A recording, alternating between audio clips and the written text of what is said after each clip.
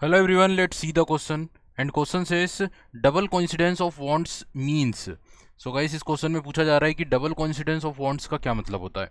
So whenever we are using और performing barter system, तो जब भी हम बार्टर सिस्टम या वस्तु विनिमय परफॉर्म करते हैं तब ये टर्म हम यूज़ करते हैं डबल कोइंसिडेंस ऑफ वांट्स. इसका मतलब ये होता है कि जब दो पार्टी होती है, दो लोग, मान लो दो लोग होते हैं, तो अगर वो बार्टर सिस्टम के जरिए एक्सचेंज कर रहे हैं तो उनके लिए कंडीशंस की रिक्वायरमेंट होती है. वो कंडीशन ये कि अगर कोई पर्सन ए है, तो अगर ये पर्सन ए अपनी किसी चीज़ को बेचना चाहता है तो उसे एक ऐसे व्यक्ति की ज़रूरत होगी जो एग्जैक्ट वही चीज़ को खरीदना चाहता है. ठीक है, अब आप ये समझिए कि अगर इनके पास कोई आर्टिकल एक्स है और ये अपने इस आर्टिकल एक्स को बेचना चाहते हैं, तो एक दूसरा व्यक्ति बी होगा जो सेम एक्स आर्टिकल को खरीदना चाहते हैं.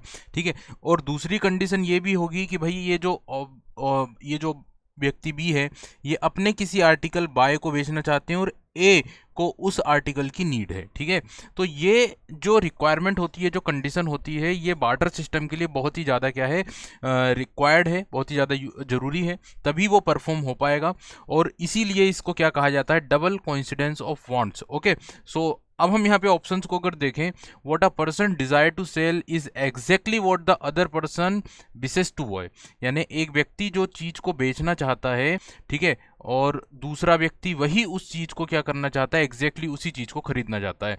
So that is required condition in water system, जिसे हम डबल कोइंसिडेंस ऑफ वांट्स कहते हैं. जबकि आप बाकी के ऑप्शंस को देखेंगे, what a person desire to sell is exactly what the other person also wishes to sell. यहाँ पर दोनों के बेचने की बात हो रही है.